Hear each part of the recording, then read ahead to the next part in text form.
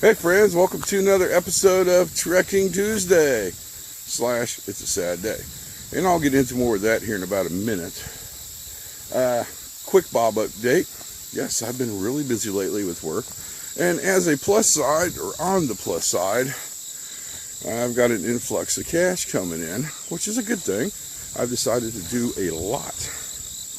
And I mean a lot of vehicle maintenance. Such as on the Mountaineer, I rebuilt the entire suspension system. I switched it out with heavy-duty off-road parts. The only thing I got left to do on her would be 4 new shocks, rebuild the back sway bar. What else? Oh, I redone her electrical system and modified the security system in it. I'm not going to tell you what I did. Whoa, spider web there. On the ultimate road trip vehicle, I'm going to have to replace 2 of the cargo bay doors because they're all rusted out. I'm going to get her some new rubbers before winter, and then maybe some minor engine repairs. It's not a big deal. Weather conditions today. As I walk through the biggest cobweb I've ever seen. Let's get here in the shade. Weather conditions today. It's hot again. What's going on over here? Oh boy. High, and I want to say, well, I left them out of the house this morning. It was 82 degrees. The high today is supposed to be 95. Yeah, I know, that's kind of warm. Humidity level 60%, so I'm going to be sweating quite a bit, I have a feeling. Nothing new, huh? Got a slight wind of 8 miles an hour. What's really cool is meteorological, which I can't say that word right now. Fall starts this Saturday. So I'm hoping that's going to bring some cooler temperatures to my neck of the woods, and I have a feeling it will. Plans for today. I got word from the grapevine that somebody has set Jeremy's shelter on fire. It's a little disturbing. Let me give you a little bit of a backstory on this. Jeremy built that thing, I want to say at least 2, maybe 3 years ago, and it has survived. Oh my God, countless homeless people. Harsh winter, severe weather, high winds, and even a freaking flood. It even has its own page on, it's got its pictures on the page for this, the Google page for this area I'm at. People have been taking pictures of it and uploading it. So it's become somewhat of a national monument. But it couldn't survive vandalism. Yeah, not cool. And since we've been talking, we've already arriven. Yeah, this is pretty freaking sad, guys. So what we're doing, we're just going to kind of take a look at it and see if we can figure out exactly what happened. Oh, that's terrible. Let's drop this back off real quick. Ooh. There we go. Yeah, that's definitely not good. Very sad, friends, very sad. Now people can't enjoy it anymore. Well, let's take a look at the ash first. So what we're looking for, still pretty powdery. See, it's still got its form right there.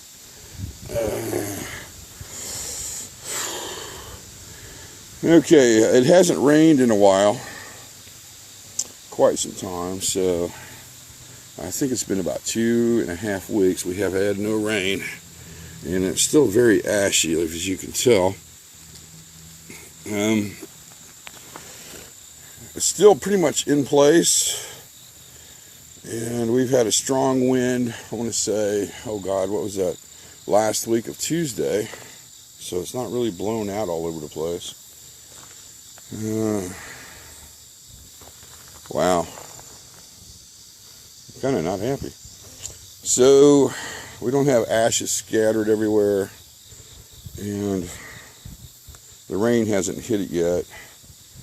Not a lot of footprints in the area that I can tell. So I and the other person that told me what happened are the only ones that have been here. And I can definitely tell you Jeremy is not a freaking happy camper whatsoever.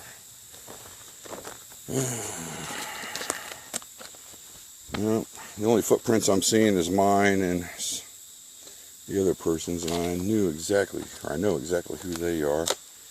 I'm not seeing any trash left around.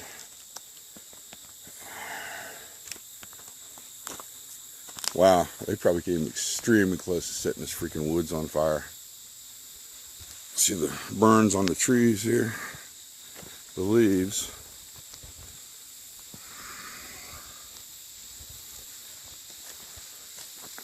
I mean, look at this. It could have hit that brush right there and started one hell of a forest fire.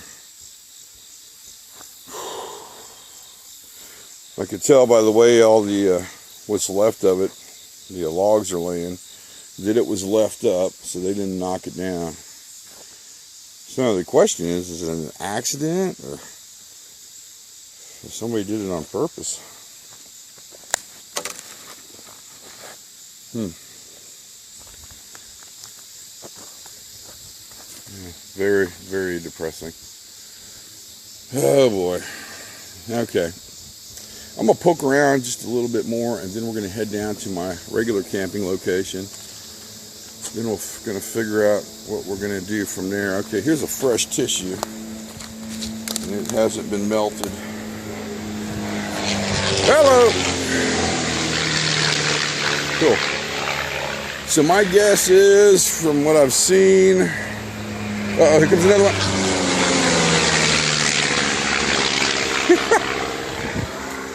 It had to happen sometime between Thursday of this week and I'm going to say Monday of when it was discovered. Alright, let's go down to my other camping location and see what it looks like. We're at my camping location, and you can tell it has been untouched. In fact, my footprints are still in the ground. Take a look right down here. You see them? And a weird looking bug. Hey, spider. You can tell it's rained since I've been down here. A couple of weeks back, I think 3 or 4 weeks back, Jeremy, Stephanie, and I did an overnight down here, and I was pointing out this big old tree that the beavers have been chewing on, and I mentioned I was worried about it falling due to high winds, and it fell, and just as I predicted, it fell away from the camp. But now this is kind of a hazard, so yeah, you got to be careful. All right, plans for today. I want to do another overnight down here, but I want to use the teepee. I think I've got 10 inches in diameter around here where I could set it up. I've got enough height of probably, we're looking at, what is it, about 13 foot maybe? So the poles are about 12 foot. I can do that, and I could set the teepee up and then have the fire over in this area, so I got that covered. So we are going to look for teepee poles. What we're going to find, or try to find, is fresh deadfall, or almost fresh deadfall poles, no more than 2 to 3 inches in diameter. And I don't think that's going to be a problem if we head out that direction. So I'm sitting here on my trusty log trying to figure out what I'm going to do. I might put the tarp up and just go ahead and air it out. It's not going to rain. And I felt something crawling on me. I look down, and my trusty log is just infested with ants. Hundreds of them, thousands of them. Imagine a whole log. So yeah, at least they're not fire ants, because if they were, we'd have a situation here. Look at them, just look at them down there. Jeez, they are pissed.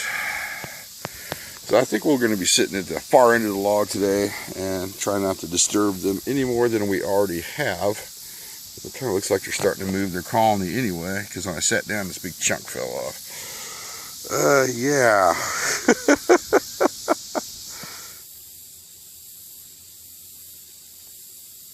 Hey friends, it's been a while since we last talked. I want to say exactly 2.5 hours, and I have been busy. First and foremost, I went ahead and put the shelter system up, basically as a sunshade and to air the little guy out, and it's helping keeping the leaves from falling on me as I sit. I've moved all my gear down by the tree and away from the ants' home. As you can see, they have all settled down. Do not want to anger them. We've got the trench fire dug. As you noticed, the wind has picked up and I have decided not to start the fire yet. And so I want to see if it's going to die first. Because 8 mile an hour wind, I think they lied. We're getting up to at least 15, 20 mile an hours. And every once in a while, you'll look out on the river and you'll start seeing a white cap, and an eagle has flown past us. Now, that's pretty freaking cool. But I do have a windbreak right here, and it's ready to go. I've got plenty of firewood. I've managed to carefully, and I mean carefully, harvest 6 fresh deadfalls. And when I say careful, I mean I do not want to anger the wood spirits. They've been very kind to me over the years. So let's take a look. This river birch right here, as you can see, it's kind of dying and decaying. It had a bunch of vines wrapped around it. I went ahead and sliced that down. In fact, if you look over here, I cut the top off that's already dead, and now it's going to be firewood.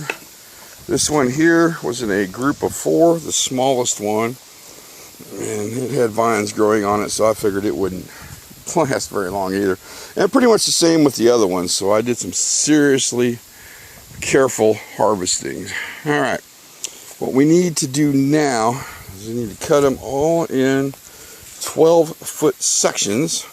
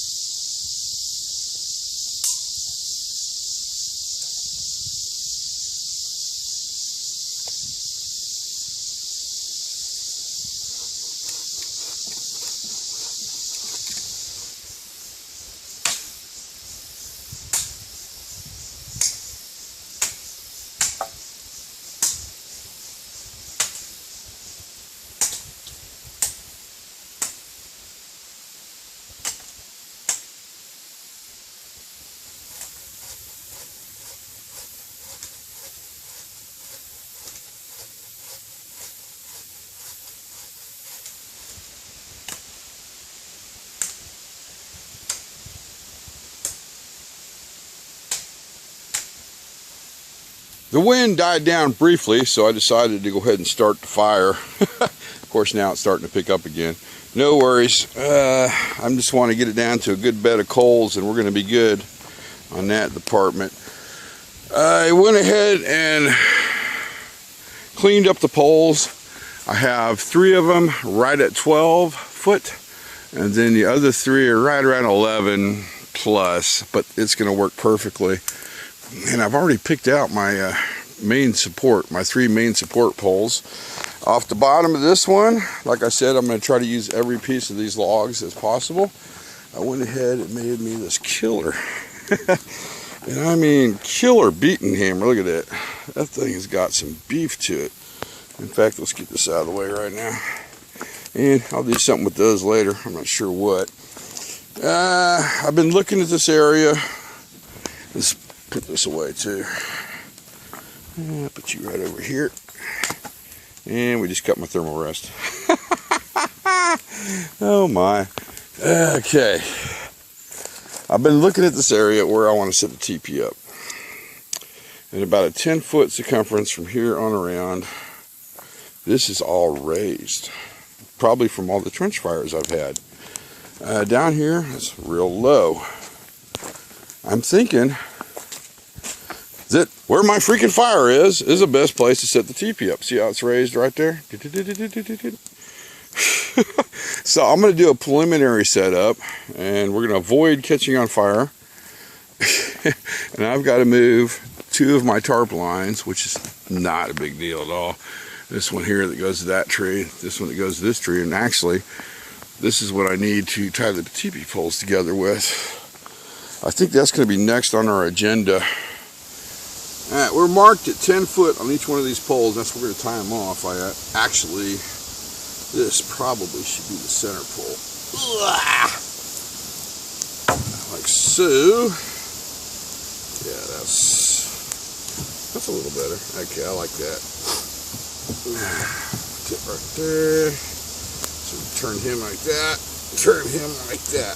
Now, when it comes to tying something like this up, I have absolutely no clue what I'm doing. Let me get a board real quick.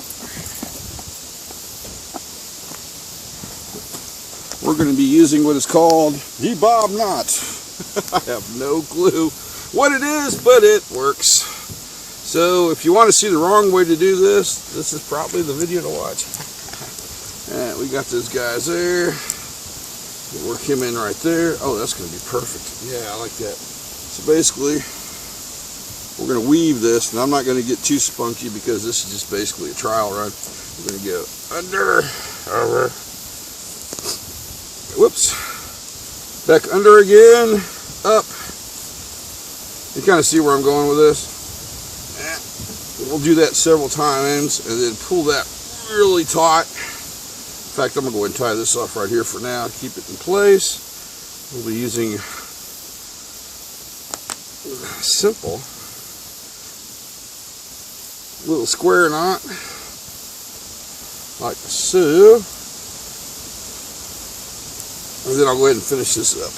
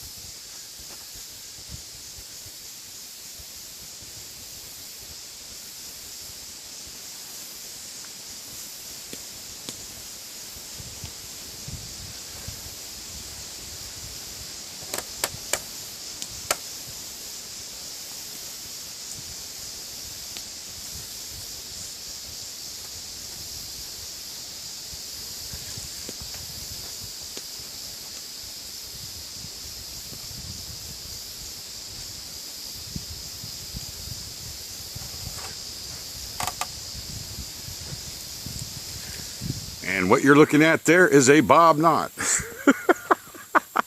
Couldn't tell you how I tied it, but I'm pretty sure it won't fall. At least I hope not. Basically, we put up our main poles, our support poles, which are the 3 that were tied together. By flipping it upside down, it tightened that knot up, which is right there. And right there. And then I just kind of loosely lashed the other poles to it. And then when you go down and through, pull on it tight, it tightens them poles up. It is approximately 10 foot from there to there. So my idea of putting it up here on this raised spot is going to work out perfectly. I will have to come in with a shovel and move the soil around a little bit. I screwed up because actually, if we go over here, this is the door. Because you want your door poles to be the closest together. That way your door lines up. Or actually, this could be the door too, right here. This looks like they're really even. So, nope, they're too far apart. This needs to come over. Actually, I should have put this pole that's here in between there and there and brought it down. It would have evened up the setup. But So we're just doing a rough setup, so I'm not going to worry about it too much. All right, fire is doing good. I'm working on my bed of coals, and of course it's starting to cloud up. It is not supposed to rain. What the heck, guys? Seems like it happens to me all the time, but there you go.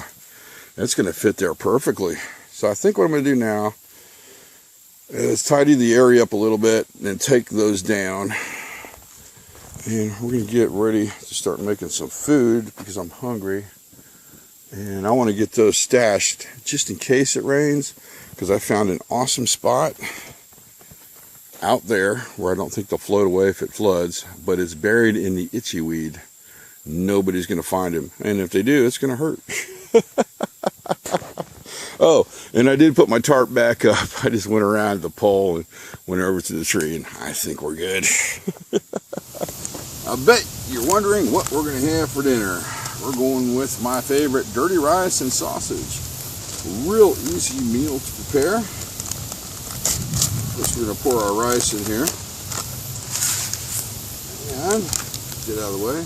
Of course, add water. If you put too much in there, don't worry about it. And I'll be straight up honest with you, I have no clue how much water to put in. I just boil it off. And of course, we're going to get our glove. I think I got a nice little, oh, whoa, hello. Attack of the killer mosquitoes. The evening mosquitoes are coming out. That spot right there looks pretty promising. No, not happy with it. Let's do this little guy here. This guy here. Oh yeah, that's going to work perfectly. Alright, so we're going to bring that up to a boil, and then we'll cut our sausage and put that in. As it starts to come up to a boil, do not forget to start stirring it quite frequently. If you do not, it will stick to the bottom of the freaking pan and be a mess to clean off. Right, this is almost done. So what we're going to do, I want to heat my sausage up. Here's half of a summer sausage. We're going to cut it up and go ahead and drop it in there. Let's see. Don't have much of a cutting surface today. So we are going to use the top of the cooler. First, I need to sanitize this blade. Oh, Lord. That is one hot fire. Alright, we're good there. Oh my God, this smells good already. I haven't even started cooking it yet. Alright, so let's slice these little guys up, and we're just going to simply drop them inside the rice, let them heat up, and let the flavors mesh together. So we're going to throw our meal back on the fire. We're going to decide if I need to add more water or not. And the answer to that question is going to be yes. We need more water. Not a big deal. We have plenty of that.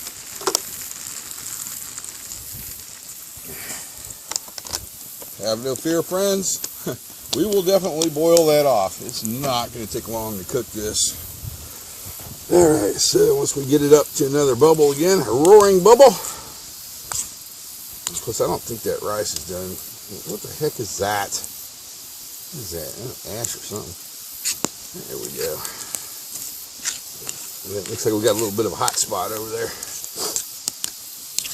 Let me see if the rice is done. Nope, not even close.